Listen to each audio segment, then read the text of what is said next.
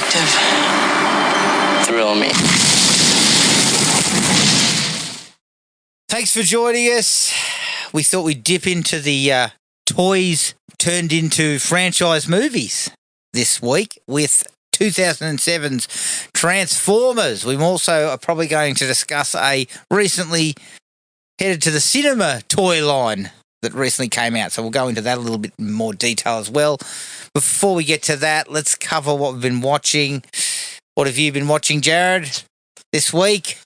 So, I think I mentioned this previously, but I got back to it and basically restarted it and knocked it over. It was Mean Guns with our friend Christophe Lambert from the 90s. That was like a week ago. Directed by our other friend, Albert Puyd. And a couple of other people that you recognise in there, like Ice Cube and Ice-T. Ice-T is in that one, is it? Tom Matthews.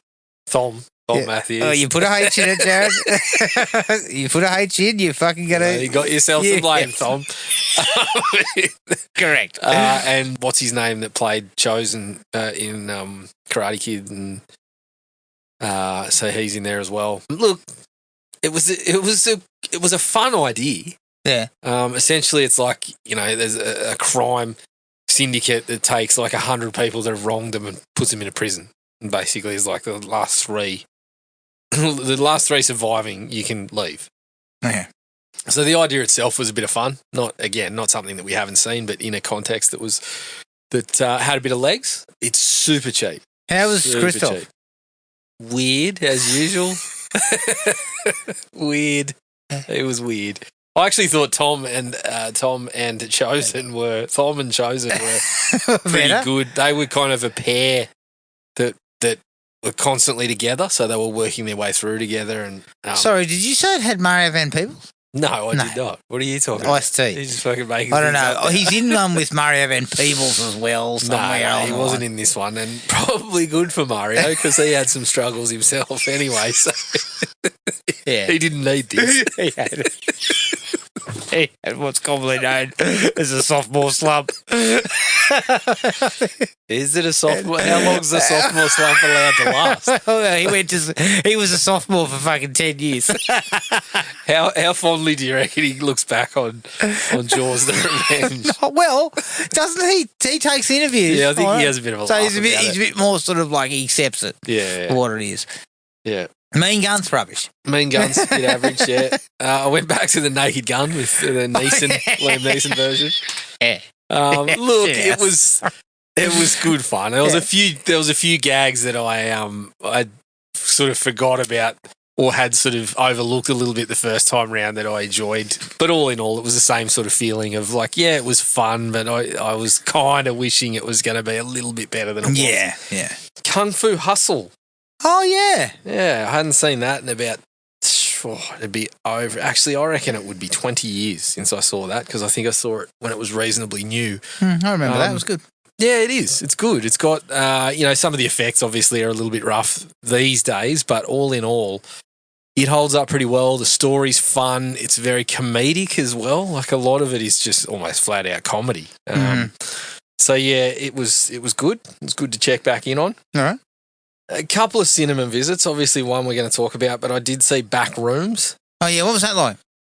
Yeah, I liked it. Okay. I liked it. It's very much more atmosphere over story for long stretches, but some of that is really well executed, really well crafted, and keeps you sort of on the edge of your seat. I think your mileage will vary a little bit once it all sort of progresses to where it's going to go. Like, I got some themes in there, but I was still kind of sitting there about one thing, certain things going, what are we doing there? Yeah. But I sort of expected that going in, that it was going to be a little bit weird and it wasn't going to be sort of traditional storytelling, and it certainly wasn't once we got down to it, but certainly had some very effective imagery and some really, really cool atmosphere to it. Something that was lacking basically all of that. I saw a Scary Movie. No, yeah. I mean, it was rubbish. Yeah. It was rubbish. Like and rubbish. Rubbish. There was barely a laugh to be had That's fucking not good. It's not. Because that's what you're supposed to be getting out I of don't it. know, some people complained about, it just doesn't feel like there's a story. It's kind of just scene to scene, like parody to parody. Yeah, but who cares about that? I'm all right with that. I'm all right with a very sort of thin story to it. As long as you got me laughing, I barely laughed. I barely laughed. And the guy that I was with was sort of sitting there too. Well, just basically kind of looked at me at points in the movie going, it's not very funny, is it? I was like, no, it's not. Righto. And I know the typical response. The Wayans brothers, they've made money out of this, but they'll say, the critics don't know what they're talking about and they just don't get the comedy. I'm like, no, it's just, to me, it's lazy comedy. And it's not to do with like the racial elements either. Like I can still go back and watch something like Chappelle's Show and laugh my ass off because it is just quality and is extremely funny the whole way through. It's nothing to do with that sort of stuff. Although there was one bloke in our cinema who seemed to be having a grand old time, but I think he was the only one. So I could not recommend that one. No. Which kind of sucks because I was hoping it was going to be a bit of fun and I thought there might have been a few laughs based on the trailer. So another one of our old friends sort of popped up again. Amanda Sante. Hey! You sent me a photo of current Amanda Sante and I thought he looked like... Did I say to you? Talking about mutton dressed as lamb. I don't even know. Fucking guy had a mullet. What the fuck? I actually think that's from a few years ago. Is it? I think he's still got the mullet. Oh, Amand. Amand must be 80 though, isn't he? Yeah, he is. He's an old fella now. I found one of the few, I guess what you would call Amanda Sante vehicles. Is there many of those? No, there's none of those. It'd only be a go-kart or something, isn't it? It's an electric fucking bike. I didn't even know it was electric, to be honest. Shit. It was on HBO and it was called Blind Justice. So it was Armand as a blind gunslinger in the Wild West. What are you laughing at? That would have put me off immediately. See, it had quite the opposite effect on me. You said, Amand. He's blind too. I saw a Western and I was like, Blind Justice. Oh, that's Amanda Sante. Oh, he's blind. He actually is blind. All right. I better have a look at this. Yeah. And I did, How did Amand go? I did just that. How did Amand? It was all right. Yeah. I had a bit of fun with it. Yeah, how was Amand? Amand was... He's up and down, I think. Well, I think watching it, I was like, his delivery is so fucking earnest and over the top. And I think I was watching it going, this is why he was perfect to take the torch from Leslie Nielsen. Yeah, correct. And he only did it once. I know. He really fucking screwed that up, didn't he? But yeah, his delivery is well over the top a lot of the way through.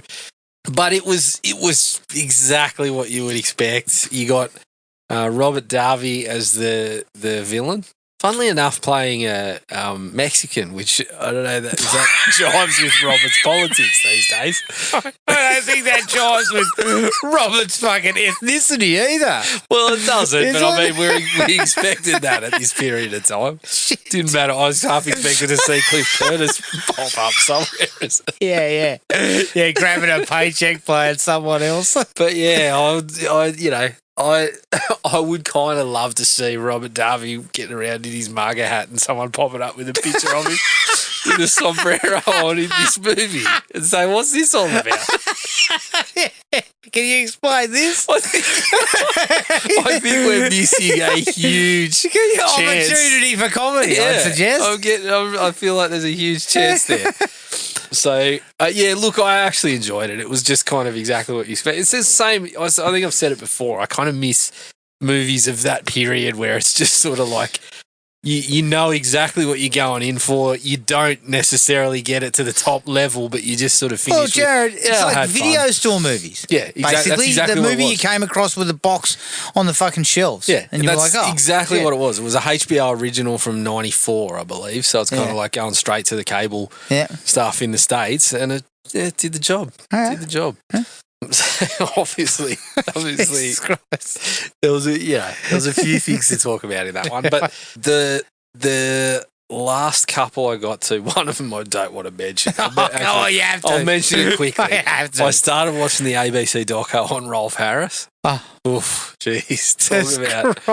Talk about just kind of gross. Yeah. It'd be like it's watching that fucking doco about bloody Jimmy Savile. Yeah, I've seen one of them, but it's quite well made. It's well put together. Yeah, talks to police and talks Is to he reporters. dead?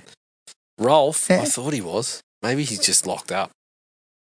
Yeah, maybe he is. But there was one point where they talk about how he couldn't get any work, and then remember he released Stairway to Heaven.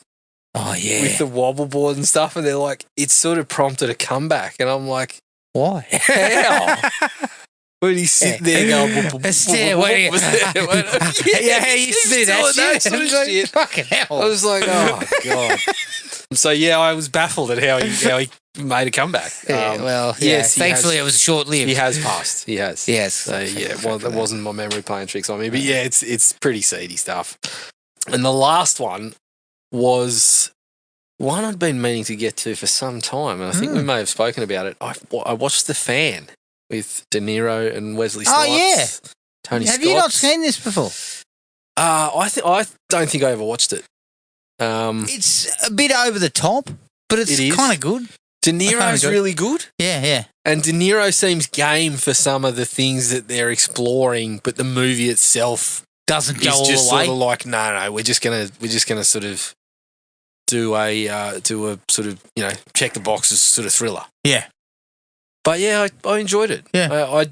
It was sort of like a 2.5 out of 5 kind of range. It's got oodles of style. To like. Yeah, and Tony Scott's fucking normal. And, playing baseball in the pissing down rain when you normally at the hint of a fucking drizzle, they're like, hey, close that up. Close it up. No, I thought it was quite good. Mostly De Niro's performance was worthwhile watching because he's just sort of like his performance and certain things that are in amongst it sort of bring up themes that, like I said, it doesn't fully go into.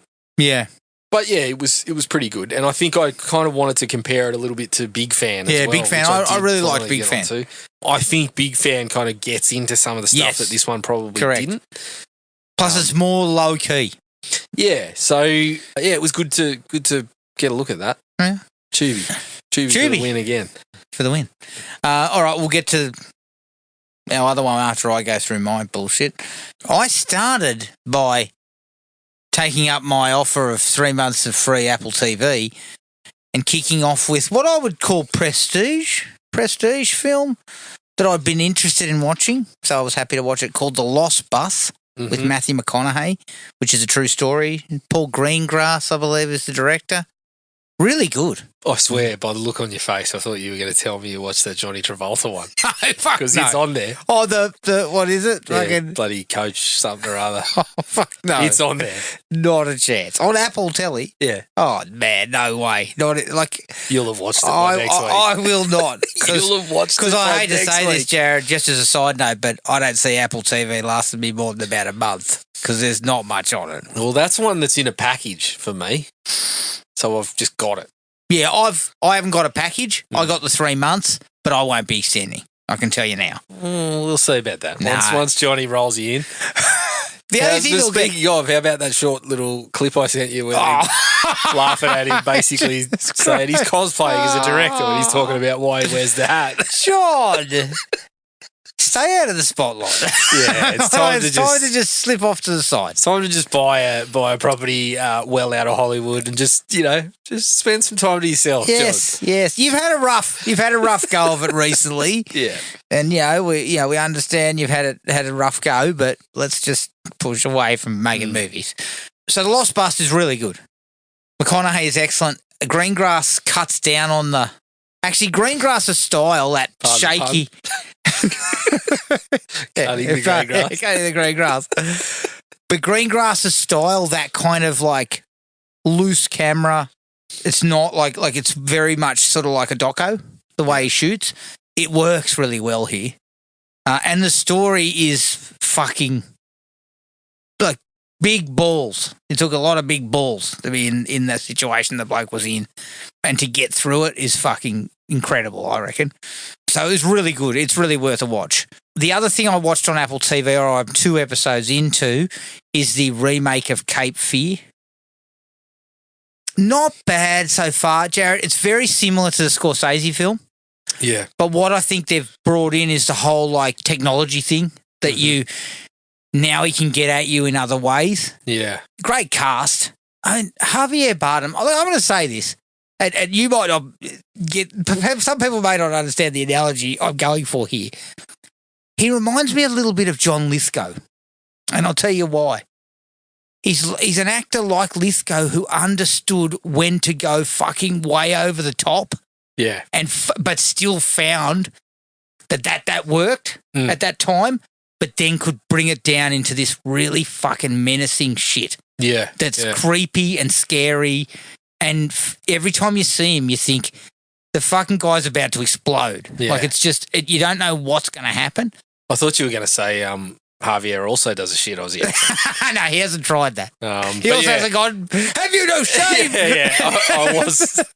I was going to say I'll be looking forward to the next time I see Javier taping up newspaper shields around himself. Well, I think that might go.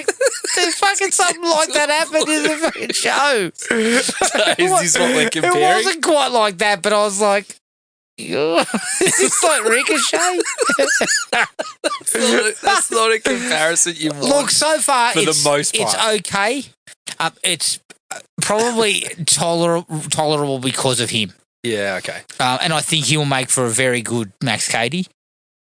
I mean, I love Patrick Wilson too. Like, I mean, these guys are good actors. Amy Adams, great actors. Yeah. But it's being held together, I think, because I think you'll find it's going to get pretty pulpy. Do we have any, taking it back to Amanda Sante, is there any sort of fatal instinct worked in there when Max Shady hides under the car? Oh, God. And then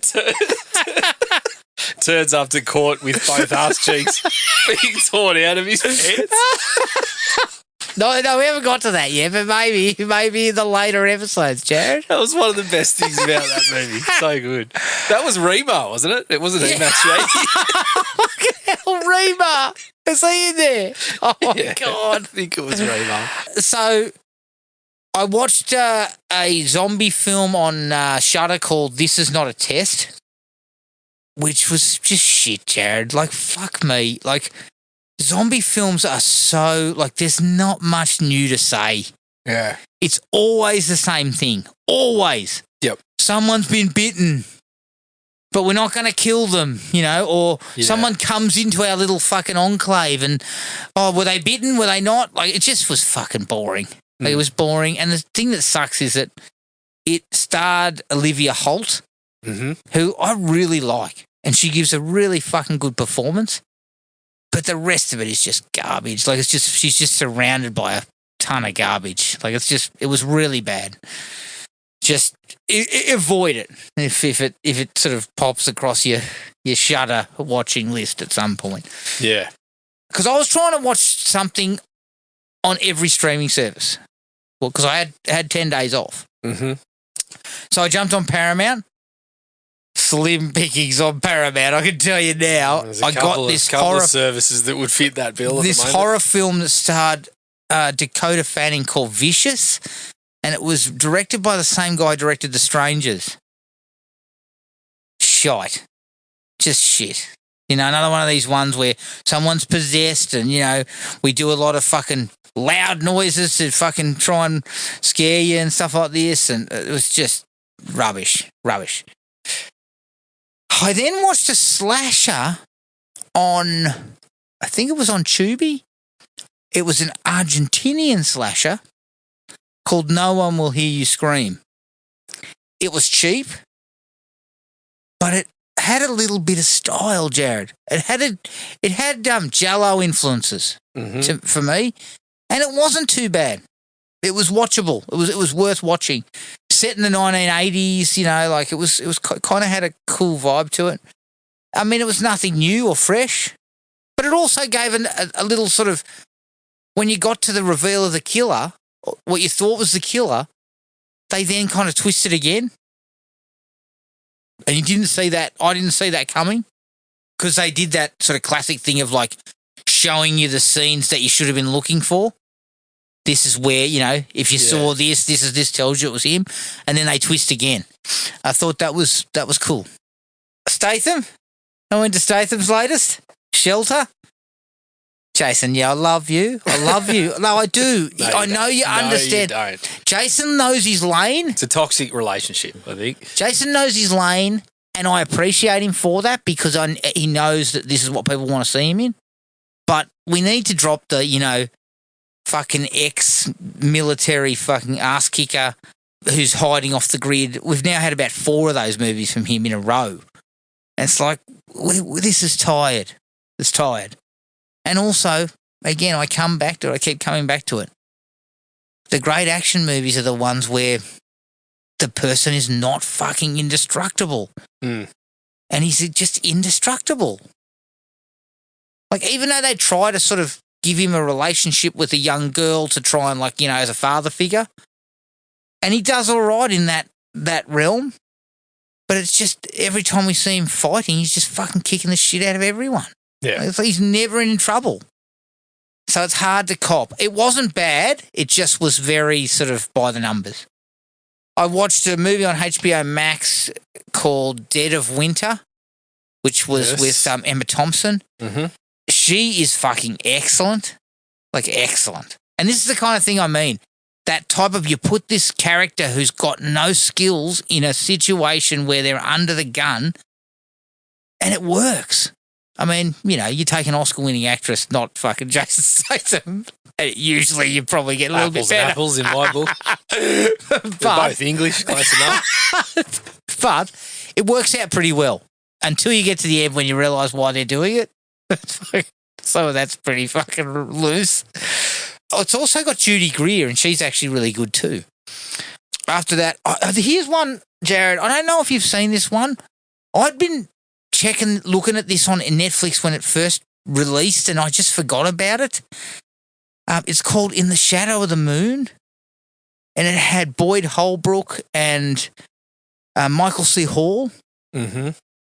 It was a mixture between police procedural, serial killer, and time travel.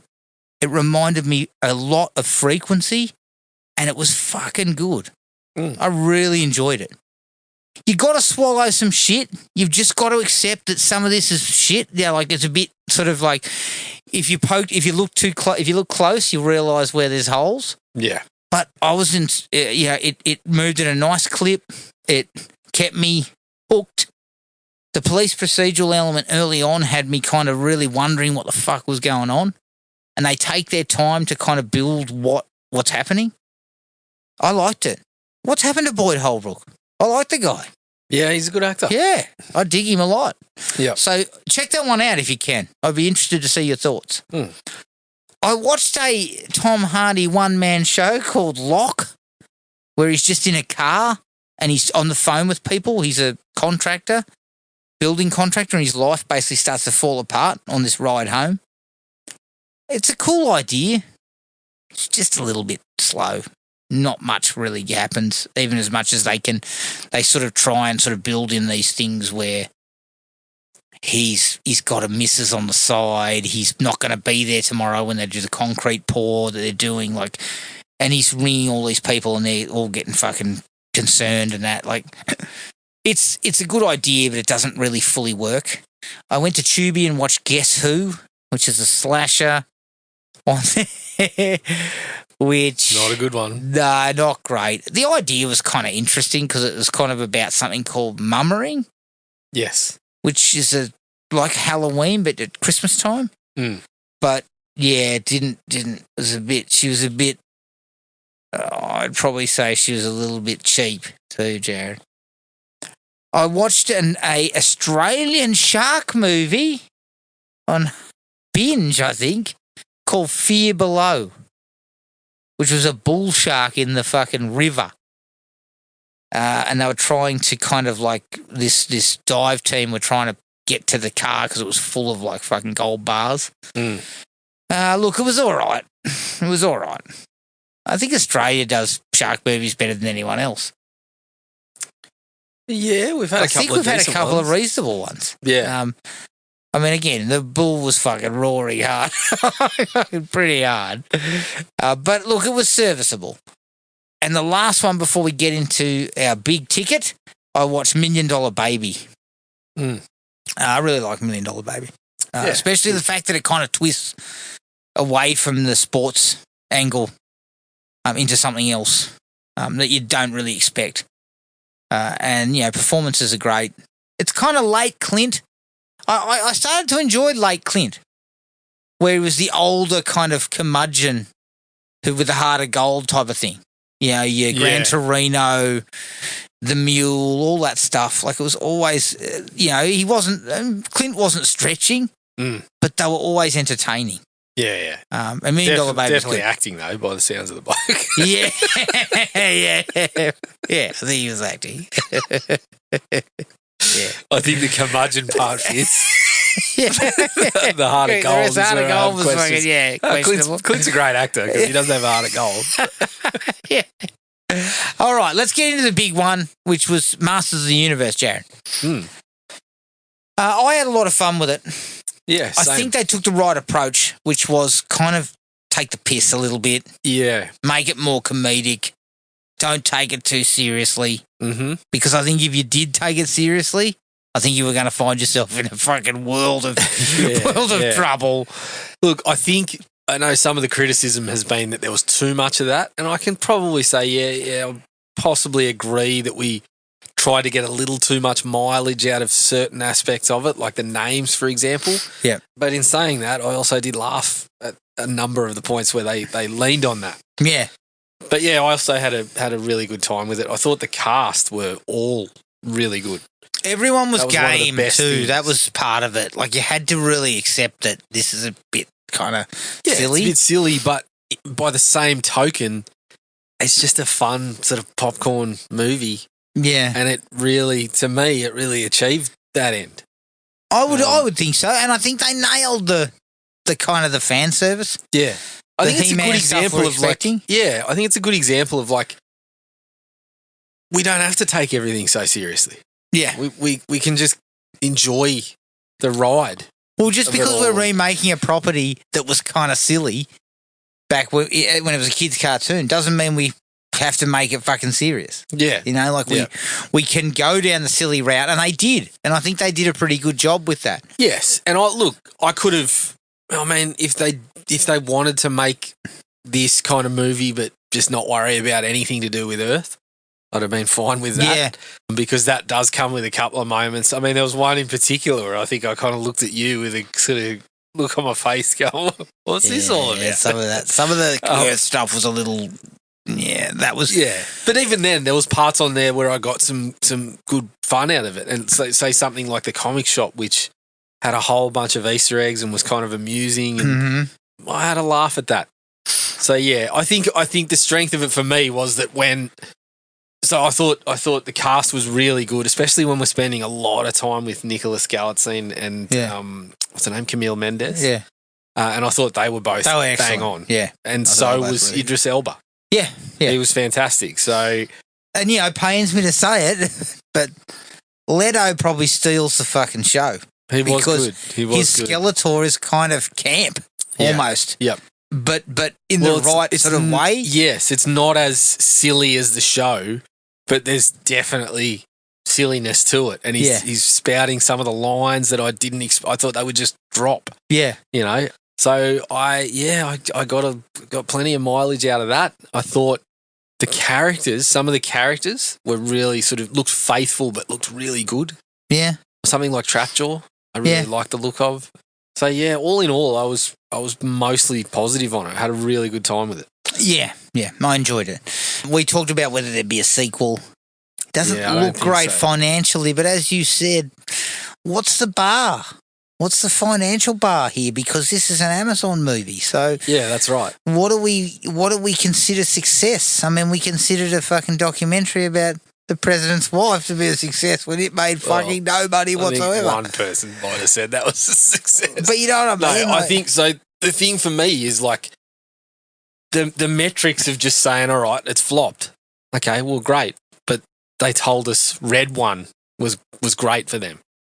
In what way? But that's what I mean. That's what we don't know. How many Prime memberships are you going to sell with Masters of the Universe, and what do you quantify as worth it? And they don't tell us any of this. Do you need 10,000 fucking subscriptions or what? That's what do you right. need? Like they don't tell us what. And it's also not. It's also when you're looking at it in that measure, it's obviously not decided by. It's not decided on the first weekend because that's coming later. And then when you buy a Prime membership, if you fucking forget to can it for a couple of months, do they then attribute that to He-Man and go, well, that was worth it? Like, they're just not telling us what makes it worth it. It's obviously a way for these fucking streaming services to basically duck responsibility for movies that don't make successful. I think there is definitely a portion of that, but I'm also curious to say, well, are you just totally bullshitting us, or is it actually worth it? Because I look at something like Air, and I say, well, all right, that cost them however much, and they made what? They made 50 million in the cinema, but they paid like 100 for it. But they said that's worth it. Yeah. So I'm like, all right, so how far does that extend? Yeah. And what do you determine as this one's got a much bigger, like this one's, one of its issues is its production budget was high. It was very high. And that's 200, I think. Yeah. And I look at that and I say immediately, well, we're probably not going to get a sequel, which to me kind of sucks because. But then again, look at Mortal Kombat. Yeah. First one made 80 on a $100 million budget. So that's a flop financially if you're looking at it. 5 years later, we get a sequel. Yeah. And they spent more money on the sequel. So, and that's, I know, this is what it's hard I think to it say. Comes down to. But this one's not even going to go close. Like, it's what, currently sitting at about like 60? No, it's about 60. It's about 60 something worldwide when they're saying it needed to make, by traditional measures, it needed to make 400. It's not going to make 400, is it? It'll be lucky to make 100. But see, Mortal Kombat wasn't on Amazon. Yeah. So that's not looking at it. Yeah, the same. So where are the measures here? I want to know what the measures are, because even when you say, oh, well, you know, Mortal Kombat will go onto Netflix or something, they can sell it later. Yeah. Or HBO, and I think they own that, but it's not the same because HBO is not tied to something you're buying your groceries off as well. Yeah. Like Amazon's looking at it as like a marketing. So what's the tentacles of Amazon when you get a subscription and you're also buying product from Amazon as well as getting a Prime subscription? That's because of He-Man. That's exactly what I'm looking at. So how the fuck do we work that out? And this is what I want to know. Just give us some insight to that. But the way I look at it is, you told us Red One was great. It was great for you. It was going great guns. You loved working with Dwayne Johnson. We haven't heard anything about a Red One sequel. No. We haven't heard Amazon's making their next movie with Dwayne Johnson, as far as I know. No.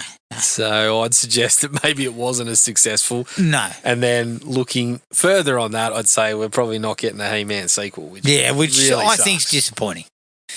I would have loved to have seen if they could have made it for, say, 100, which would have then given them a little more breathing room at the box office. But you know, that's just the nature of these type of movies now. I mean, it's big ticket. Like the fact that they create an entire world there. Yeah, it's rendered. It's all fucking CGI. That's a lot of money to spend. Like you have to spend money for that. Like you can't just fucking make these things for 100. Yeah, and it's funny. Days. Like you bring the Mortal Kombat comparison up, it kind of looks like it would have been in the same vein. Yeah, where you got people on board that kind of have demonstrated they know what they're doing. And probably would have listened, and it would have been all on Eternia. Yep. Like, it looks like what we got out of Mortal Kombat, where we were like, yeah, we enjoyed the first one, but it had a few issues, and then we go into the second one. I'm like, yeah, they really addressed those issues. And gave us exactly what we asked for. So the second one would be on Eternia. Yeah. The whole time. So I think that would be an interesting. I'd love to see a sequel. Yeah, I really would. I'd love to see Amazon just look. I mean, you also got to look at it this way. Amazon's got money to burn. Like fuck. Yeah, that's right. This is not, like just burn another 400 and give us a couple of $100 million to make another He-Man movie is not going to destroy the bottom line down in Amazon land. I don't think. No. So, yeah, look, it was worth viewing. It was a bit long. That's the only thing I got. She was a touch long. 2:20. I was busting for a piss, Jared. I couldn't even wait around for the fucking, mid-credits work. I had to get out of there. I hung. All right, fucking wet myself. All right, let's take a break. Here's the trailer for 2007's Transformers. They have arrived. Most have come to destroy us. But there are others who will stand by our side. From executive producer Steven Spielberg. This thing is wicked. And director Michael Bay. Good luck to us all. Transformers, rated PG-13, July 3rd. Transformers from 2007, directed by Michael Bay, who directed The Rock. It's produced by Ian Bryce, who produced Saving Private Ryan, Tom DeSanto, who produced X-Men, Lorenzo Di Bonaventura, who produced Madam Web, and Don Murphy, who produced Real Steel. The story is by John Rogers, who wrote Catwoman, Roberto Orsi, who wrote The Amazing Spider-Man 2, and Alex Kurtzman, who wrote Cowboys and Aliens. The screenplay was by Orsi and Kurtzman. It stars Shia LaBeouf as Sam Witwicky, Megan Fox as Michaela Baines, Josh Duhamel as Captain Lennox, and Tyrese Gibson as Tech Sergeant Epps. The budget was $150 million. The box office was $709 million worldwide. Michael Bay originally wanted an Apple iPod for Simmons' demonstration of the AllSpark chamber, but Apple CEO Steve Jobs objected to the use of one of his products, and a Nokia cell phone was used instead. All right, Jared. Transformers 07. How did you feel about this one? I always had reasonably positive feelings towards this, like recognising a few of the issues. I had always had a reasonable amount of fun with it. Mm-hmm. Not so much this time around. Right. Not so much. So it's really hit the shits, has it? Look, it's still got some things to like about it, and I still had a reasonable amount of fun, but I think it just gets way too muddled. It sort of tries to serve too many masters story-wise, and the things that are working get overshadowed by places it feels like we just don't need to be. Yeah. I've got a few issues around the design of the characters and whatnot as well, which sort of come into play a little later. All in all, I think there was some positives to like. I thought the storyline that Shia LaBeouf and Megan Fox were involved in was pretty good for the most part when it was there. And I think if they had stuck with that, which funnily enough... What they did with Bumblebee. It's what they did with Bumblebee, and Bumblebee worked really well. Yeah. So it's, when you start to get to those other storylines that just don't feel super important to like the emotional sort of beats or the stakes of the whole thing, nah, it starts to fall down. And that's where Michael Bay's probably at his worst for mine. So I went for a 2.5. Mm-hmm. I was a little bit higher. I went for a 3. I, like you, was always had sort of fond memories of it, and I was thinking probably 3.5. At some points, I was kind of like, this could be 3.5 for me because I'm kind of really enjoying it. And at times, it's exciting, and I think at times Bay's directorial style actually works for this, but it is very convoluted. It is very heavy on characters. It is very lacking on character development, and that includes Sam and Michaela, because honest to goodness, you don't really know anyone in this movie at all. The hackers were just a fucking wash. There is no need for them. None. Zero. Any information regarding how they found out about it could have been included in the fucking president's speech or the Secretary of Defense's speech. A 1 or 2 line thing about we pulled all these hackers together and they found this. But we're treated to fucking 40 minutes of these bozos fucking around, which I don't know why they saw fit to put that in there. And it's too long, and there are some issues for me with regards to the Decepticons. Yeah. Not necessarily the Autobots. I thought the Autobots were kind of cool. The Decepticons are they're forgotten, essentially. I think there's issues that suffer on both sides of that, but not as much with the Autobots. But look, I thought it was a solid enough way to start a franchise, and especially considering the shit that we got after it as they blasted into these sequels where it was just getting stupider and stupider. This seems on reasonable ground. Like, fuck. That tells you what I think of the sequels, is that the sequels are so much worse. The sequels... This is not great, but the sequels are fucking... I mean, the second one is borderline unwatchable. It is, and it's longer. Shocking. Yeah, it's fucking shocking. Hell. I think I told you. I think the third one is better. Yeah, I apologised watching that because we went to watch it at a drive-through, and I think about fucking 2 hours in, I looked at my wife and I said, I'm sorry. Yeah. I never apologise, Jared. Never. Yeah. Even when I took some mates of mine to see Spawn, and they were fucking ropeable. Like, one of my mates wanted me fucking hung in like the first 10 minutes. He wanted his money back. And I said, no, you fucking got to put it in. Yeah, you said you wanted to come. Okay, let's get into it. Likes, VFX, still pretty fucking convincing today. Yeah, they're still pretty I think good. they work well. I think do. the VFX work is excellent and still highly impressive. Yep. Even though we're almost 20 years since this movie was made.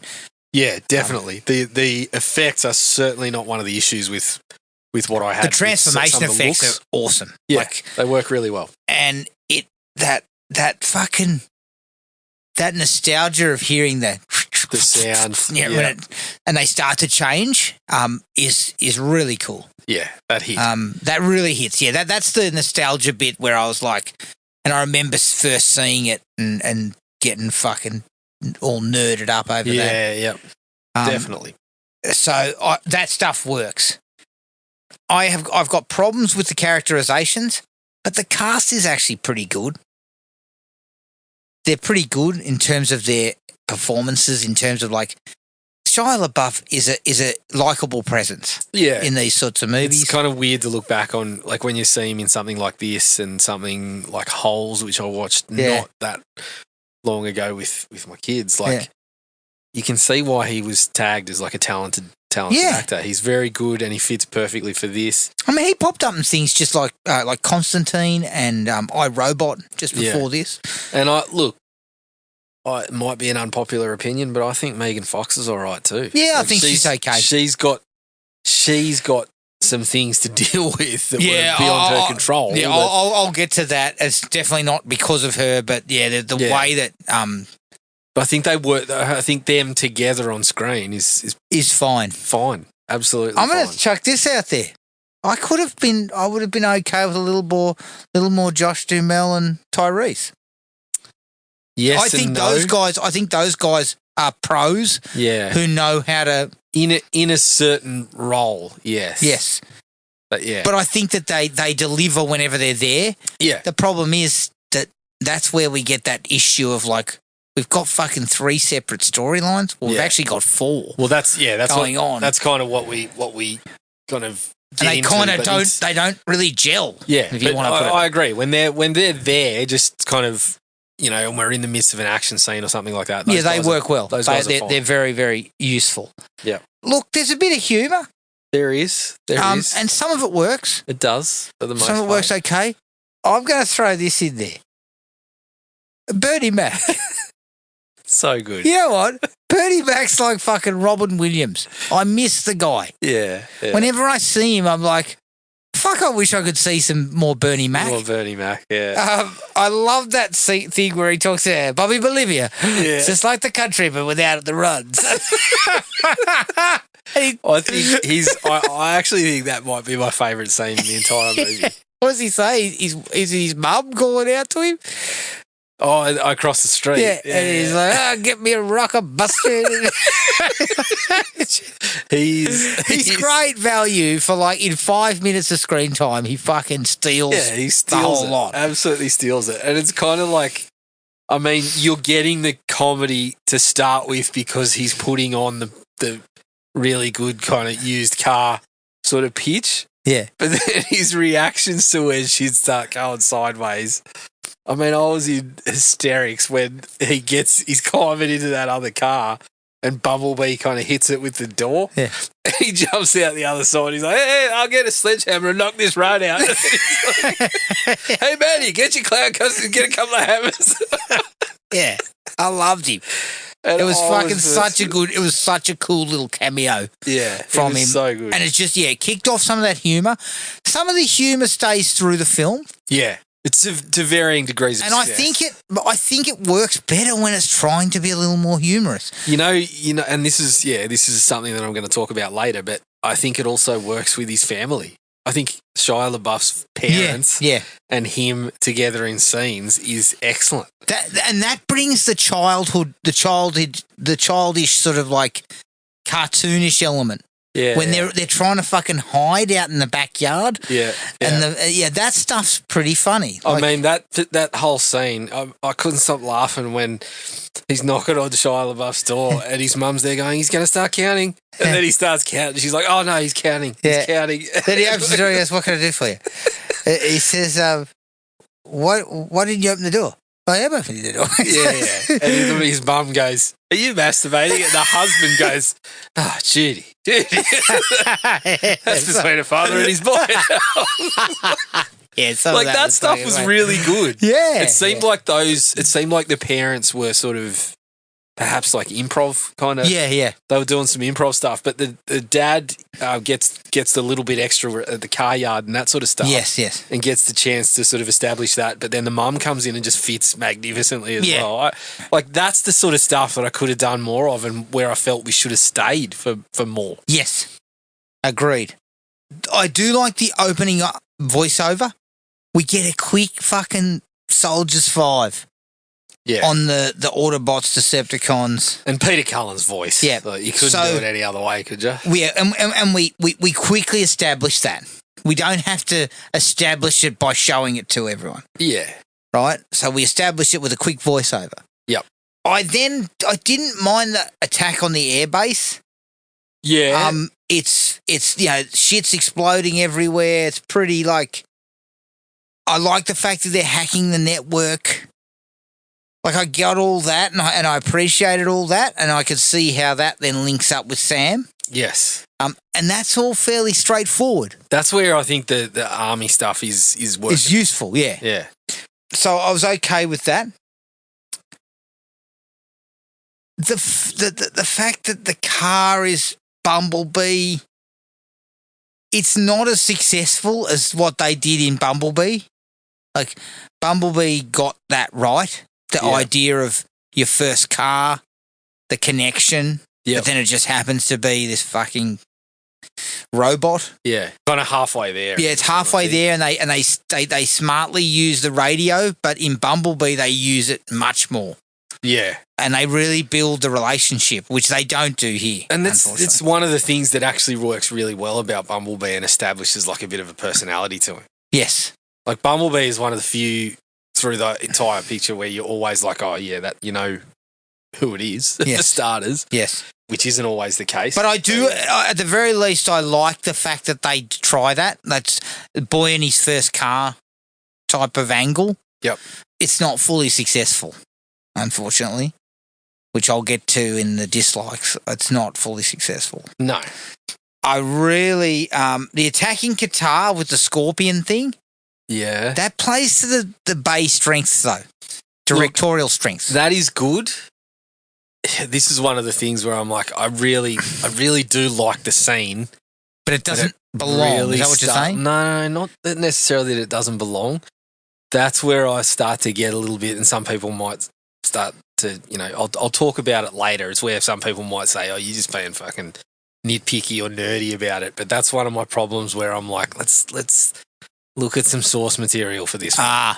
One of the characters. It's the same with Soundwave. Yeah. Very similar to what they've done with Soundwave. Yeah. Which doesn't... more like how they approach handling an aspect of the Transformers. So I will talk about that. But all in all, it's shot pretty well. It's exciting. Yeah. It does serve the purpose. Yes. The upgraded version of Bumblebee looks fucking awesome. Yeah, it does. They nailed when it comes back as a fucking souped up kind of hot rod type Camaro, of car. Yeah, Camaro. Looks fucking awesome. Yeah.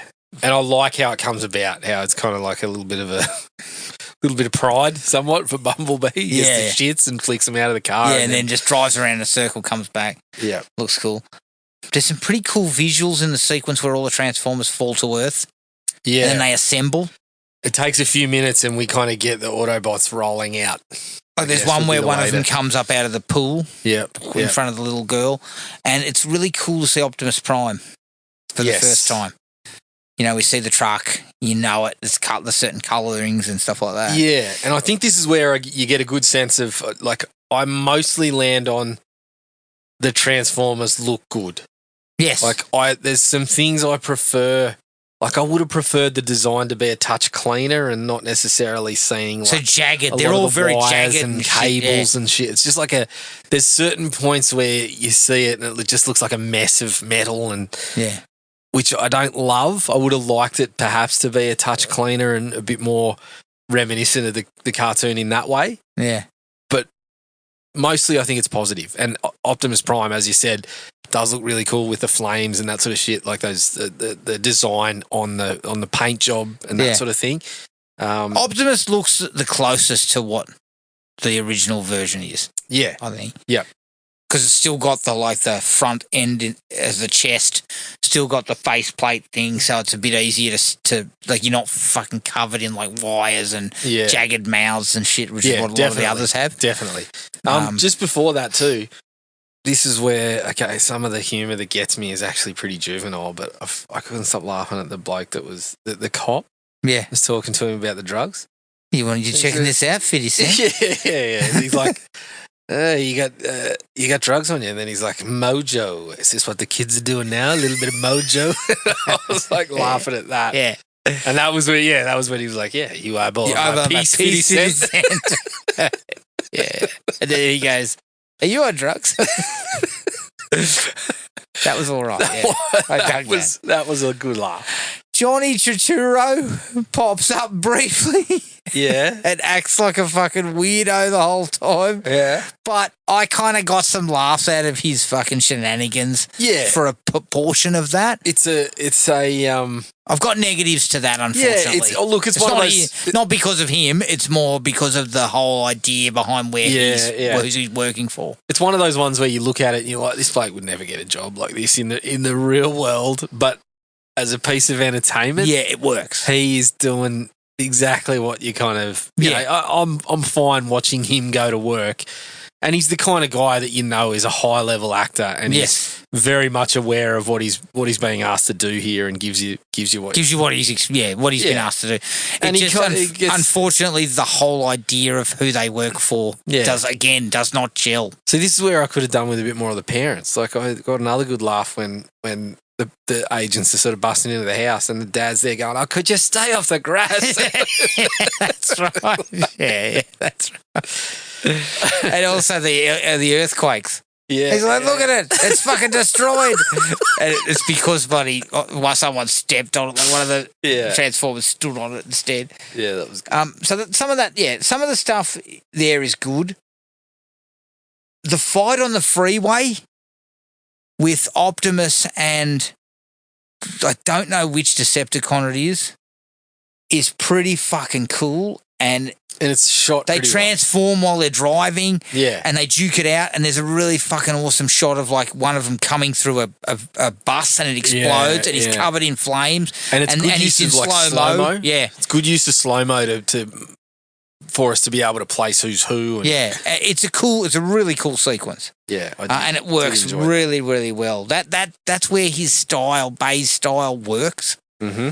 That hyperkinetic kind of fucking chop. But if you don't over chop, which Michael starts over chopping in later films. Yeah. A little bit. It works well. It works well. So it does work well there. The final battle in the streets, it's pretty exciting. There's a lot happening. Stretches of excitement. But at least it's it's never boring, that sequence. Oh, I disagree. It's an impressive package for me, and the effects are really top notch. The effects that's are when still they're good. really good. The effects are still good, but yeah, the boredom levels may have differed for me. Differed? Okay. Did I have anything else? Did you have anything else? Yeah, I had a couple. I thought handling Megatron, although again, it's another one that comes with a big downside. I thought the whole Iceman kind of plot, of using the flashback and that sort of thing, that was fine. The classic kind of, it reminded me of Spielbergy stuff. Yeah. Harkening back to the adventurer that comes across something and whatever. Yeah. So having Megatron as part of that, I thought was okay. Again, I'll talk about the downsides to what I thought of that afterwards. Mm-hmm. And I did get another laugh out of Anthony Anderson's fucking shtick when he gets rolled up and... Is that what he talks about, eating all the donuts? Yeah. So then they put a plate of donuts out here, and if you don't eat them, you're guilty. So look, I ate all of them. And then the guy walks in and takes the plate away and he goes, she did it! She's the one you want! And there's another, but he keeps on rambling, but there's a couple of funny lines in there, and then when she says something to him, and he's like, stop talking to me, criminal! Yeah. Exactly. I thought... Again, I can't stand that entire subplot. It should have been excised, but it's absolutely no fault of the actors. No. The actors are perfectly fine. I really like Anthony Anderson. I think Rachel Taylor's good. They're good actors. Yeah. It's just they're saddled with a ridiculous fucking thing that isn't necessary in this movie. Yeah. I've got one other like. Sorry, I almost forgot. I kind of do think it's kind of cool when the allspark power goes all over the place and then everything starts transforming, including some sort of fucking. Is it a I think it's like Mountain Dew vending machine. Mountain Dew vending machine just transforms into something. I thought that could have been a cool idea used better. Yeah, I had that in the other section. But I kind of got something out of that just because I think there was a heap of different shit that got changed. All right, I'll volley later. That's it for me and the likes. So. Yeah, same. I'm surprised how many dislikes I had too. I've got because again, I was kind of like, I remember this being better. Yeah, I've got a lot of dislike. Firstly, Michael, this didn't need to be 2.5 hours. Oh, fuck no. Again, you exercise the hackers, it's 2 hours. But everything takes too long. Yeah, I know. Everything's just stretched. Takes too long. Stretched. We don't get the Autobots for we get Bumblebee, but we don't get the Autobots for over an hour. We don't get Megatron for... Hour and a half. An hour and we don't get... Megatron, we get him in the flashback, but he doesn't start thawing until an hour and 40 into the movie. Dude, we see one Decepticon. Yeah. Which is the police car. Can't even remember its name. Yeah. No, not Ironhide. What is it? Barricade? No. Yeah, it might have been Barricade. Yeah, I can't remember. And this is a symptom of what we're going to talk about, I guess. We don't see another Decepticon, until well after the Autobots have arrived. Yeah. So, you needed to truncate some things. Look, you already couldn't have given a shit about the characters, so what were we fucking wasting our time on? Yeah. Do you know what I mean? Like that, when I look at it in that context, I'm just like, you were just fucking spinning wheels. Mm. Because nothing, even Sam and his dad get in the car. That entire thing where we get, we get Bobby Bolivia. We had to have Bobby Bolivia. But it's all just kind of surface. Nothing's really that strong in terms of what their characterizations are. But see, that was part of something. Yeah, that was at least part of getting Bumblebee. Working towards something. But there's a lot of stuff that it just doesn't feel like that. Yeah. Yeah. The opening scene in the helicopter, just so on the nose when they start talking about, one guy's talking, the socks at Fenway. Yeah. Cold dog and a flat beer. What about you, Captain? What's your perfect day? Can't wait to hold my baby girl. Yeah, I was just like, God. fellas, the subtlety Jesus that Christ. Bay's well known for. I mean, those actors must have been like, fuck. Yeah, but again, that all amounts to fuck all because that's another one of a crowded fucking plot. So this is the thing. You're talking about your daughter. seeing your daughter. That needed to come back. The daughter and the wife in danger. It does for a split second, but it doesn't really mean anything through the run of Dumal's. Yeah, but he doesn't save them or anything. No. So there's no payoff. There's no reason to be talking about any of that. Yeah.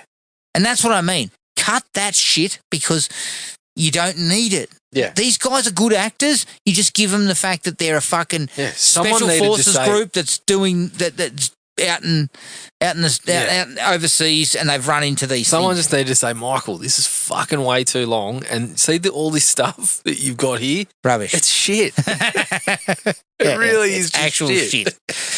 My first big one is they do a pretty good job with the Autobots, but the Decepticons, they're all grey. Basically, like, they all just look the same. Yes. Is it just me? But I couldn't tell Megatron from fucking from the fucking silly looking Soundwave thing. That fuck me. That stupid thing sounded like a fucking minion. Frenzy. Wandering around going. Yeah. I was so fucking sick of that thing after a while. Frenzy, which I think was one of the cassettes in the original. Wasn't absolute pain in the fucking ass. Yeah. Just get that shit. Like, shut the fucking thing up. Yeah, look, I've got a lot to say. On this. I've got lots of levels at him. I think I might need to come back to it. Megatron's not a gun. He's a fucking plane. Yeah. Devastator's a tank. But Devastator also comes back in the sequels. I know, it's some gigantic fucking thing with a... But it was actually a Constructicon in the second one.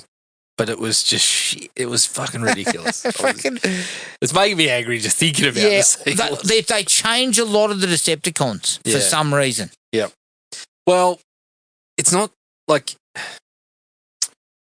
I don't know where to start here because I'm going to fucking go on for ages. Just give me the salient, the big ticket ones, the ones that upset you. It's just going to be a fucking stream of... No, I agree 100%. And there's so part of it is the personalities that the Decepticons just don't have. You get nothing. Yeah, you get nothing. Starscream speaks maybe once or twice. Yep. And he's meant to be Megatron's right-hand man. Yeah. So even the Autobots, I think they fail on that outside of Optimus and Bumblebee. Yeah, because we've got Ratchet, we've got Ironhide, Jazz, and then they are all just generic. We don't know. Yeah, we get nothing out of them. Yeah. So the personality side of things, I think they failed on it. Everyone bar Bumblebee and Optimus. But at least with the Autobots, they gave them some distinctive design or colour. Yes. Because the Decepticons, when there was multiple of them anytime, even when there wasn't, even when one would go and then come back later, I'd be like, which fucking one is that? Yeah. That is partially, I think, to do with, like I said, the fucking design that I felt was a little crowded. This is where a cleaner look to the actual design of the robots would have helped. Because when they transform into the robots, the fucking... all the parts are showing, and there's all these wires, and there's all these metal fucking rods and fucking gears and all sorts of shit. Mm. So when the Decepticons do that, I don't know. I couldn't tell you who was who. No, absolutely not. And so it's really shaky, and even Megatron, who's their big ticket one. Yeah. Only the face. Yeah. When I could see the face, I'm like, okay, well, I know that's Megatron. Megatron's the only one that talks. As well. Yep.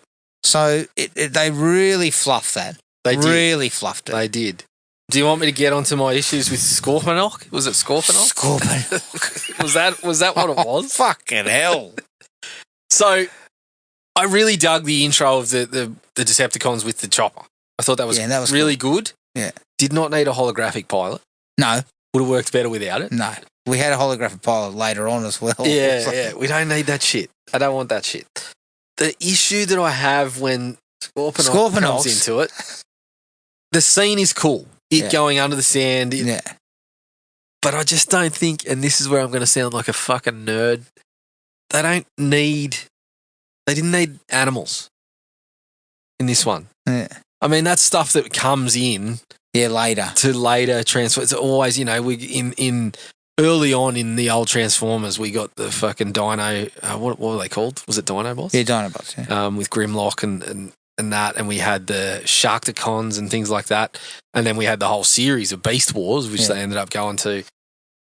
But for this particular one, it just kind of ruins the internal logic, because before we've even established any of the characters, the whole robots in disguise idea is out the window. Yeah, because that's not disguised. Because it's not disguised.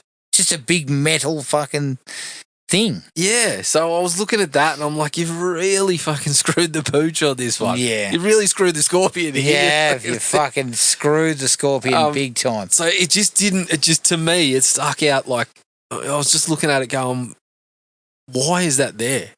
And then the rest of the movie, they stay as vehicles seemingly to blend in. Yeah. But that's already I know it's stuck just with the army. Yeah. And you know, the people that need to know. But I still think if you just had restricted it to the chopper or something like that and worked with the vehicles, there's still the option to be like, that's doing shit that it shouldn't have done, or it transformed into a large robot fucking with arms and legs and was fucking talking to us or something. You could still do that without the animals. Yeah, that's fair. I just felt like that just wasn't needed, and it wasn't used again. No, it wasn't. And it comes up in the sequel in one of the worst scenes for me in the entire franchise. But, yeah, I just that sort of put me offside way more than it had in any previous viewings. Yeah, fair enough. Why the fuck is everybody lathered in fake sweat? Like, every fucking person is lathered up. Bay loves that. Everything, everybody. They could have done nothing. They could have just woken up and they're lathered in sweat. Yeah. It's you're fucking lathered in sweat. Ridiculous. Or dirt. Lathered in sweat, and a shot that's either from below them looking up or right in their above face. them looking down and sweeping across. Like, it's... Yeah, I don't know. It's fucking annoying. Like, because once again, it's like you're over fucking saturating this shit. It doesn't look or feel real in any way. Yeah. Like, human beings are not like the characters. That's why there's no character. Because they're not fucking humans. They're just these fucking puppets that are supposed to do this bullshit that they want. Because Bay never bothers to get movies where characters are important. I accept The Rock.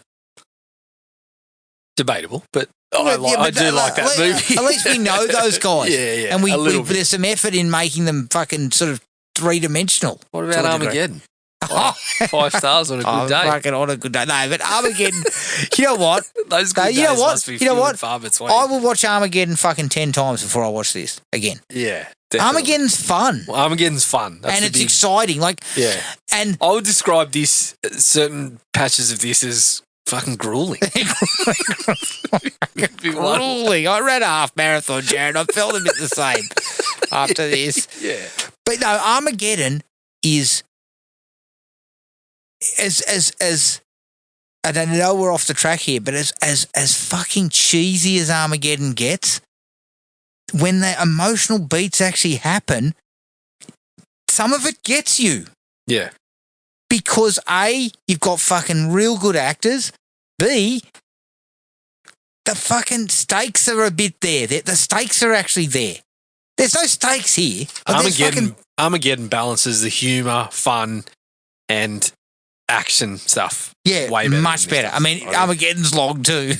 It is, and many people would say that was grueling too. But I'm not one of them. I don't gruel in Armageddon, but I fucking was grueling my way through this too. Yeah, I had to laugh in the opening voiceover, and maybe I missed something, but I couldn't help but giggle when we get the opening voiceovers, and even Optimus Prime states that no one knows where the Allspark came from. And I'm like, Neither do the fucking filmmakers. No, they don't know. We didn't need to know.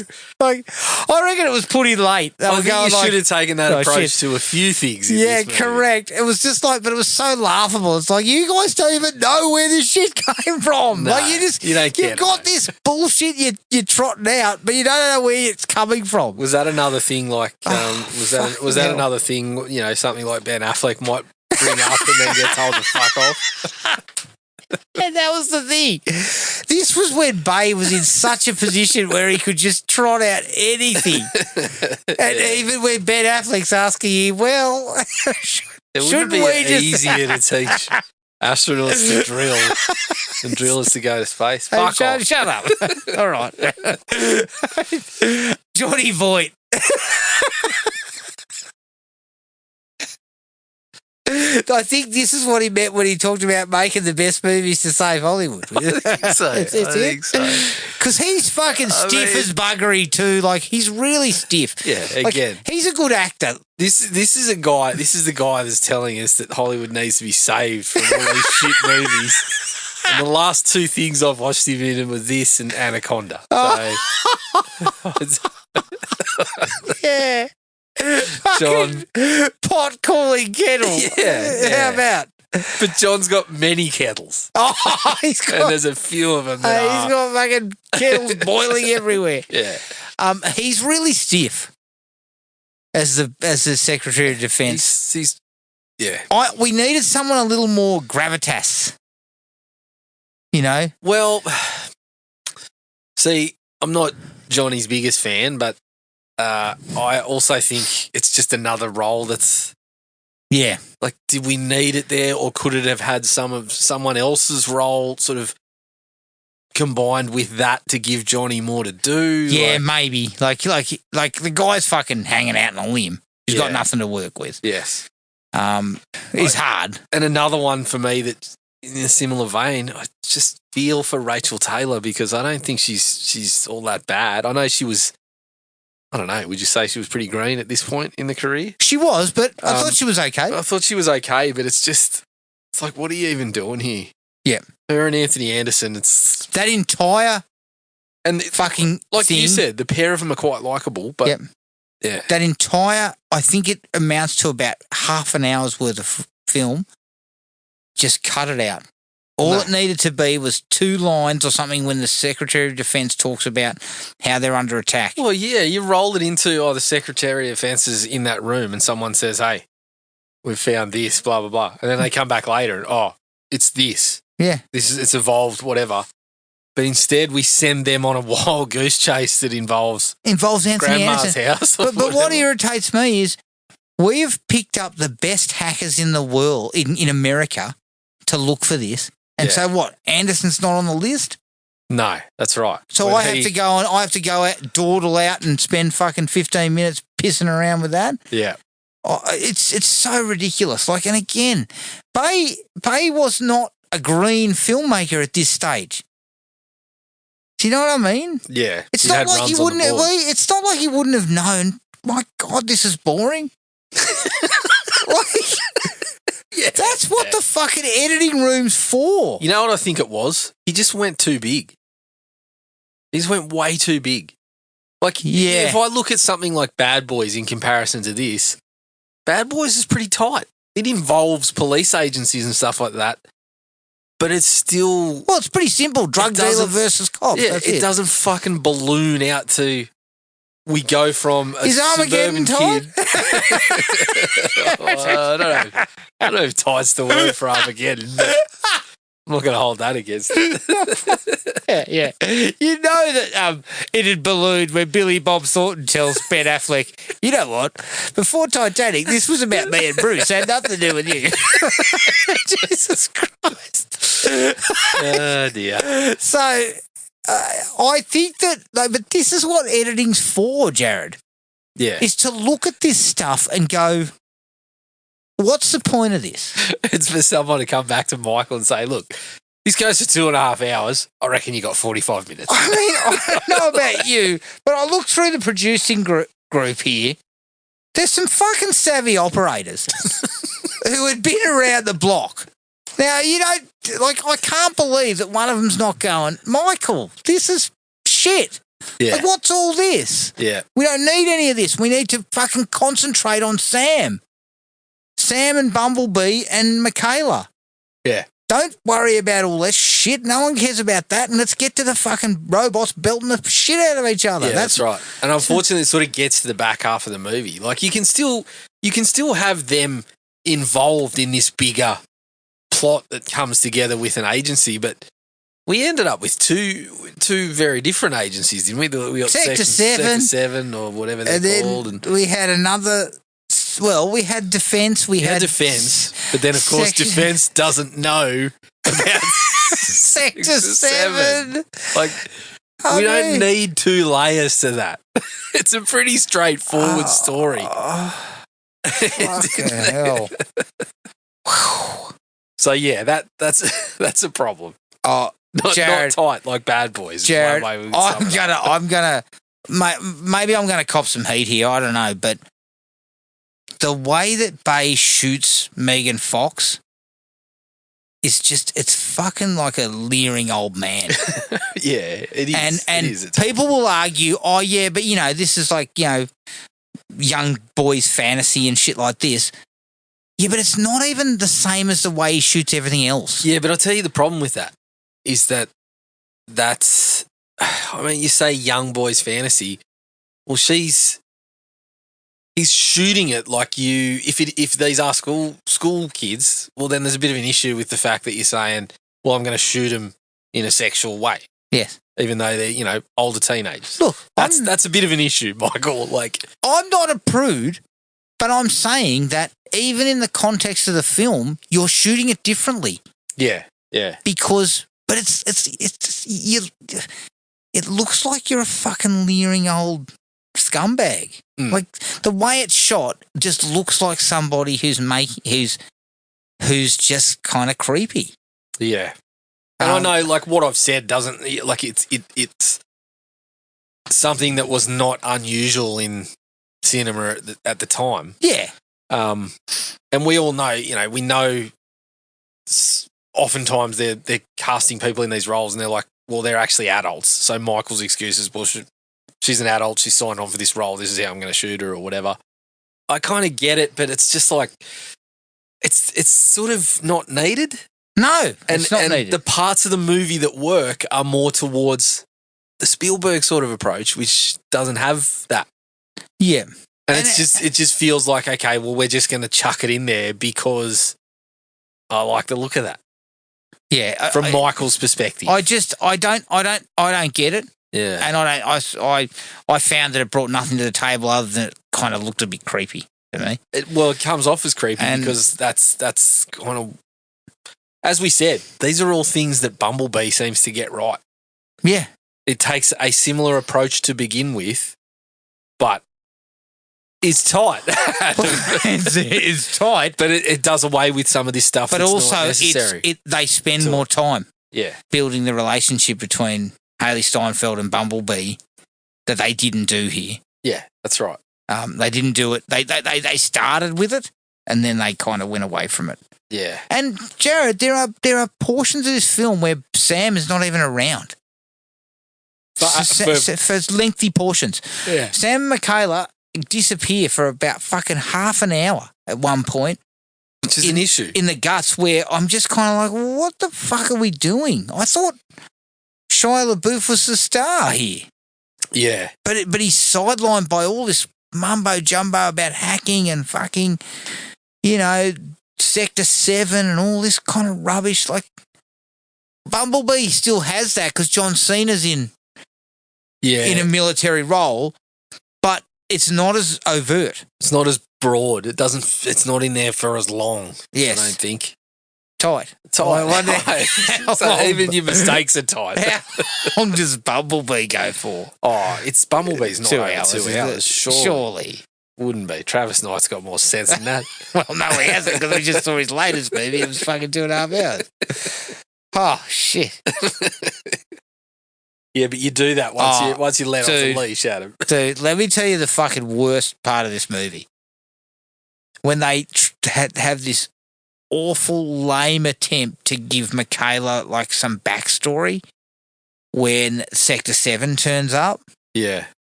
And she says, she says something about her dad was in jail for stealing cars. Then she just delivers this line about you've never had to sacrifice in your entire perfect life. And I was just like, oh my God. Yeah. We never should be bringing this up now. Yeah. Never. But they give Shia LaBeouf the line of, oh, you good with handcuffs now? Yeah. It's like, what are you getting all pissy about? You know. But also, why the fuck are we trying to establish character now? Yeah, well, you couldn't be bothered earlier. No, that's so right. Why are we bothering now? Well, in terms of Michaela, there's some worse. Fucking there's a worse shocking. bit of work for me. Yeah. Which is when she's talking about how she falls for hot guys. Oh, yeah. After leaving the guy at the lake. And I was like, dude, this is just the fucking pits. Like, it's so dumb. And poor old fucking Travis Van Winkle again. Yeah, I think she goes, doesn't she say, oh, I always fall for hot guys or something like that? And then what seems like seconds later, she's saying to Shia LaBeouf, you just think I'm shallow. And I'm thinking, well, yeah. Weren't you just kicking yourself for being exactly that? Like, yeah, but also, if I'm Shia LaBeouf, I'm like, well, obviously I'm not hot then. Thanks for ruining my self-esteem. Yeah. But yeah, just like we try and establish some character a fucking hour and 20 in that we have absolutely no interest in doing beforehand. Yeah. And yet now we decide to try and do it. I'm just like, you guys have got, like, there's no fucking sense to this. This is where I'm giving Megan Fox a pass. And I'm not going to say Megan Fox. She gets saddled with some shit. Yeah. I'm not going to go in on a huge defense about how she's a great actor. Like if you want to go and listen to her voice work as Sonya Blade on one of the Mortal Kombat games, feel free. Yeah, not great. Not a great actress. But I think she's doing fine in this. She just gets saddled with that kind of stuff that we're talking about. There's no character, and then there's a lot of bad lines. And you also see that Shia LaBeouf's like a bit of a different performer. It seems like he gets a little bit of leeway to do in the scenes with the parents. Yeah, he's a bit more loose. You can tell when you watch her scenes, she doesn't get that chance. No. So I'm not fucking going to kick her for that. It's a lot of it is to do with what she's got on the page. Yeah, and it's not good. It's not good. Still going? You've got a lot more to cover, so I'm going to just pop in my last one. The fight between Optimus and Megatron should have been a fucking bell ringer. Yeah. But it is so underwhelming. Yeah. So underwhelming. It is over in seconds. Like, it barely registers. It's over within about a minute. And, like, they don't even kind of, like, talk some shit to each other or something, because, they've got history. Do you know what I mean? Yeah. It's just so fucking flat. And I also I believe Hugo Weaving said it was a fucking cunt of a job or something along those lines. And I'm like, well, Hugo, you're not really putting in either. No. Like, it's not your best. Admittedly, it is so fucking Maybe that's tuned up. It was such a prig of a job. It might have been. It's so tuned up though that you can't even tell. Like the vocal has no, like you wouldn't know it was Hugo Weaving. No. It's so tuned up. Whereas we know Peter Cullen, they don't over-tune the shit out of it. Like they don't give it that kind of electronic sound as much. No. So you should have done the same thing. Let these actors who are doing the voices actually try and give you something. Yeah. Yep. So yeah, that's my last dislike, but I assume you've got a few more to come. I do, and I need to correct myself. It's just popped into my head that I was getting one mixed up. Megan Fox actually voiced a different character. It was Ronda Rousey did a bit of work as Sonya Blade. It was even worse. So, holy shit! So neither of them have come out well from the Mortal Kombat series. But okay, so I know we've talked about this, but I don't know what's worse, the hacking or the military storyline. Because the Josh Duhamel and Tyrese get something to do at the start, and then they just turn up to be like, just we're just here to help, basically, Yeah, at the end. So, but I think both of those storylines are pretty poorly handled and take away from the best stuff in the movie. Mm-hmm. Jazz, was I mistaken, or when they turn up, does Jazz say, "What's cracking, little bitches"? I don't remember that. Maybe. Because I could. This would be the kind of shit that would be in this. Yeah. I mean, Jazz in general, he has very few lines and then gets killed off. But it sounds like Michael Bay's never spoken to an African American person in his life. It's just tossed out. Maybe. Like, it is the worst of like stereotype. It is. It isn't good. And also, that's one other thing I wanted to add. They try and give you this emotional resonance about Bumblebee and Sam and Bumblebee protecting him and all that. And that Bumblebee might get killed. Remember, he's punching it on with, I can't remember, fucking got no idea, one of the fucking carbon blobs from the Decepticons. That has no fucking resonance at all. None. Yeah.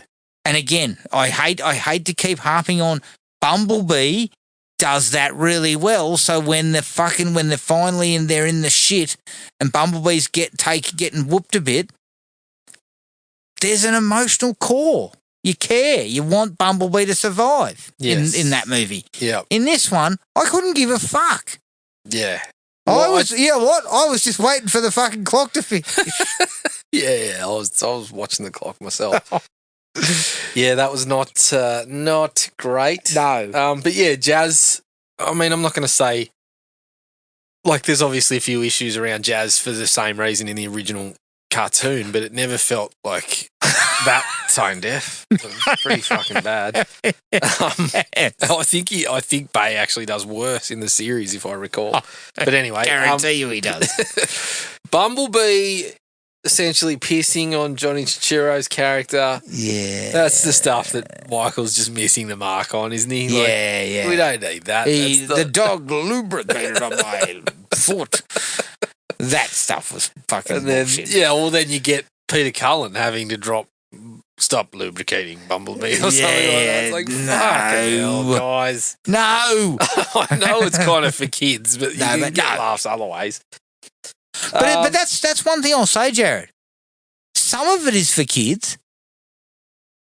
Some of it's not. Like, and I don't mean in terms of violence or anything. I mean the way the stuff is. Like, why would the kids be interested in the fucking army guys? And this is where Josh Duhamel and Megan Tyrese and that issues sort of come in. So it doesn't feel that aimed at as at the age group that I assume. I mean, $709 million. Fuck, clearly plenty of kids went and saw it. Unlike He-Man, which seemed to be aimed at, I think I heard figures that people under like 12 years old was like not interested. 10% of the audience, if that. Yeah. I believe I heard that too. Yeah, not good. It was people 45 and up. Surprise. What else you got? Those 45s and up. Loved it. Loved it. I can tell you. Yeah, Megatron, like, obviously we mentioned the issues about how long it takes to get to him, but then when you get to him, I mean, he gets to talk, but he suffers as much as anyone without being given a personality because, like, when you go back to the cartoons, you always had that fun dynamic of Starscream and always trying to undermine Megatron, but then there always seemed to come back to a reason why Megatron was on top. He was smarter. He was better prepared. There was like, you kind of always knew that why Megatron was the leader, I guess. Yeah. He's just sort of a brute here. Yeah. Just like sort of like a monstrous sort of brute, which kind of sucks. Like they could have done with some Starscream and Megatron and but there was more than we got. I mean, imagine if they had shoved that in there too. Well, this is why you don't have the fucking military and you don't have Scorponok and you don't have Jared, Frenzy can fuck off as well. We would have had to do this tomorrow night. It would have been a 3-hour movie. We'd still be watching the fucking movie. Yeah. Look, I get that, but this is where you needed to clip some stuff away and that's what you go first things first, hackers gone. Bang. Out. Yep. cut the military down. Yep. And you would have freed up plenty of time. Yeah. To build into that. Okay, now we get to the city, which you enjoyed. My note was it gets pretty fucking boring in the city. It's a lot of shit getting shot. There are some things that work, but it's all just overblown, and like everything else in the movie, it takes too long for mine. Yeah, it is long. It just, I don't know. I don't know whether I was at the end of my tether with Michael by that point, and I was not going to be won back over. So I think everyone talks about Michael and says that he's a shit director and what have you, or am I just providing my own opinion? No. I think everyone's talks about Bay's style and how it's how it created all these other frenetic styles and what have you. I'm not going to. I'll come to the guy's defense here. His style is, at least he has a style. Yeah. So he didn't steal it from anyone else. He started this kind of style and a lot of people took it up, and I think that's probably why he's copped a lot of heat over the years. Action movies started becoming more in the Michael Bay style, which was the fast cuts, the frenetic kind of angles and shit like that, right? Remember Six Underground? So, is that what it was called? Yeah. Jesus Christ. Don't remind me. It's like having a fucking nightmare. But Bay at least had a style, okay? So, whether like it or not, he has a style. Yeah.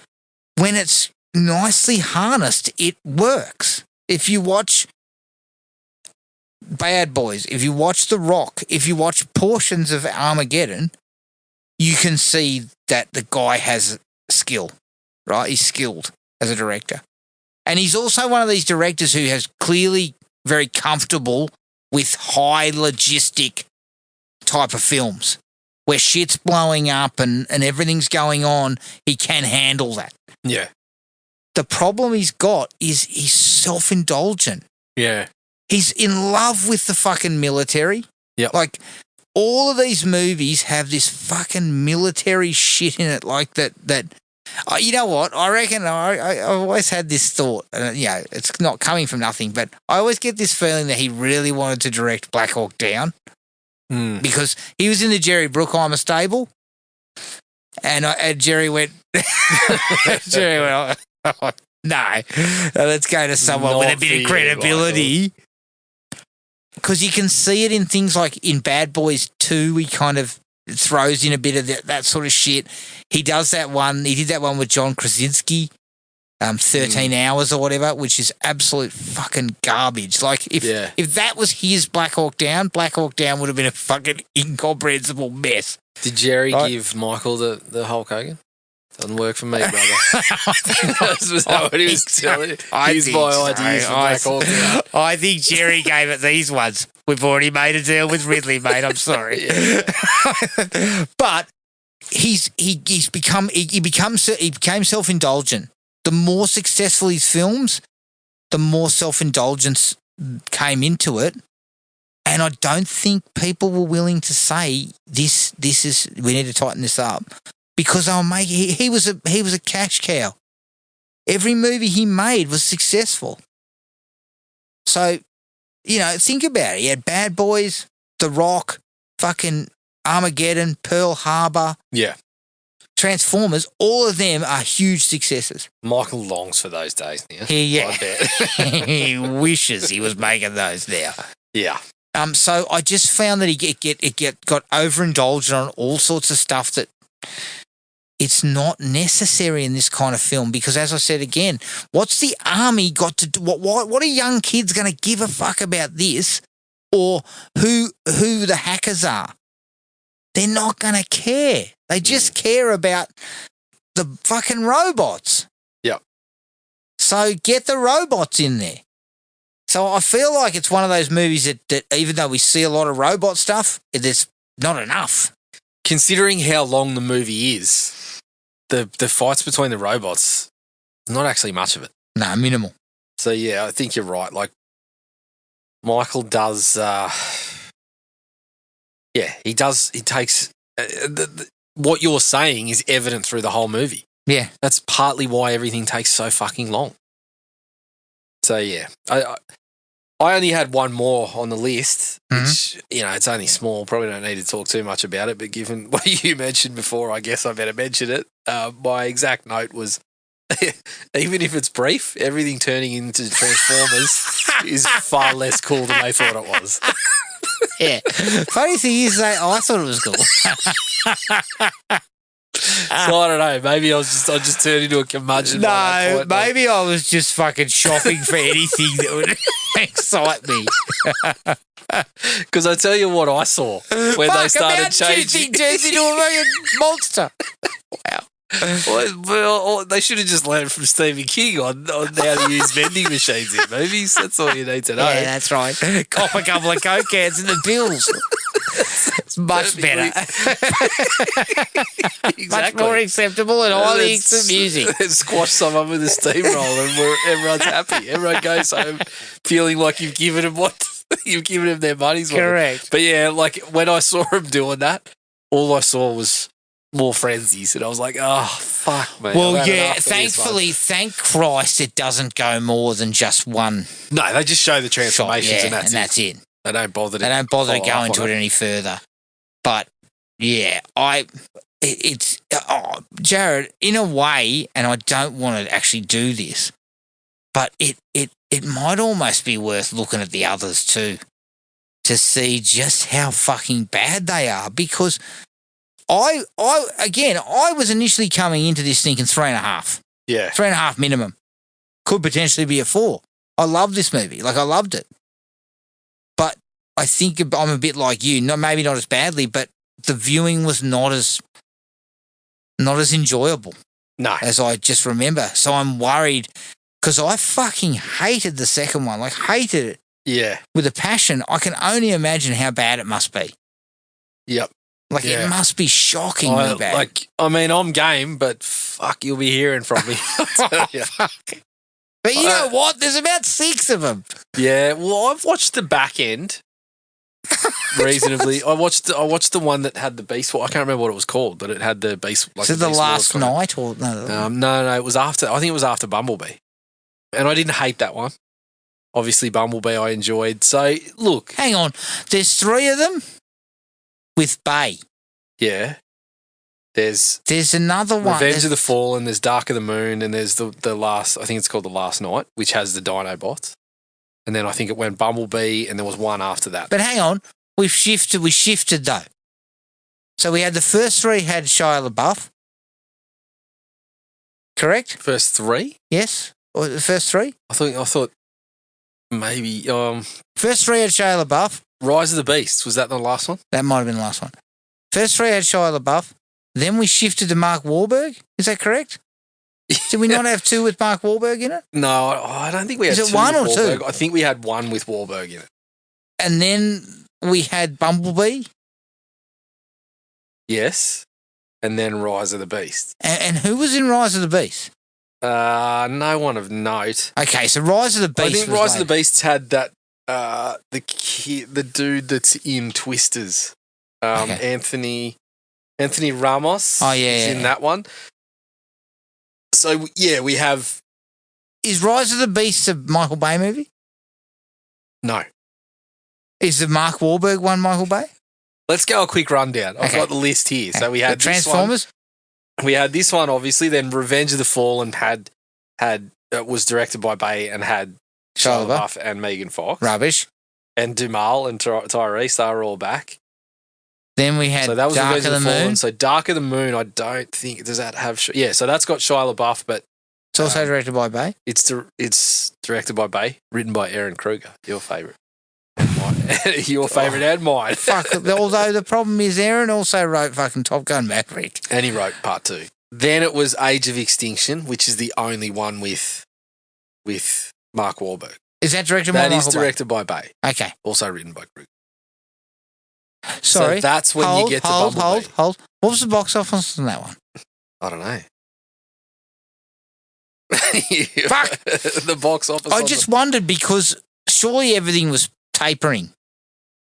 On the last going downwards. The Last Night, budget 217 mil, box office, gross worldwide 605. Okay, so it was dropping. Because I think you'll find the third one had close to $1 billion, wasn't it? Possibly. 2 and 3 had Fuck, close to $1 billion. some money. They made some money. Oh, Revenge of the Fallen should not be anywhere near that. Shit, it's a long series. Fucking Yeah, Revenge of the Dark of the Moon made over $1 million. Yeah, it's a long series. There's plenty to watch, and those ones there all go for fucking 2.5 hours or more. Holy shit, Jared! Age of Extinction is 2 hours 45. 2 hours 45. Yep.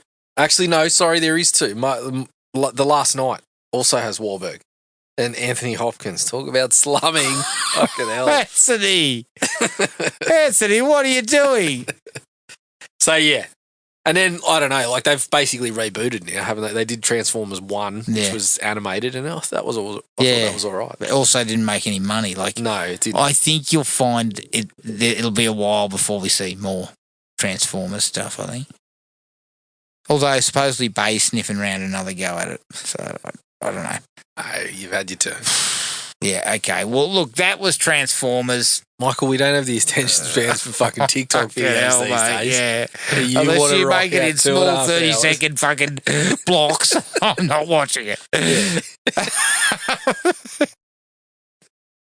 That I can scroll through, which also includes shit getting squashed in a hydraulic press. At least if you're watching it on TikTok. Or footage of that guy at the basketball. Of course. That's always a winner. But that was Transformers. You can find us on Podomatic, iTunes, Spotify, and wherever else you get your podcast. Send us an email at thrillme@iinet.net.au. Or like us on Facebook at Thrill Me Podcast Australia. We're at Podomatic at thrillme.podomatic.com and on Instagram at thrillmepodcast.au. Keep an eye on the Facebook page for details of the next movie that we cover. But until then, take it easy, everyone, and we'll catch you all later. Cheers. Find the podcast at Podomatic or on iTunes. Don't forget to rate and review. Like us on Facebook at Thrill Me Podcast Australia or contact us at thrillme, all one word, all lowercase, at iinet.net.au.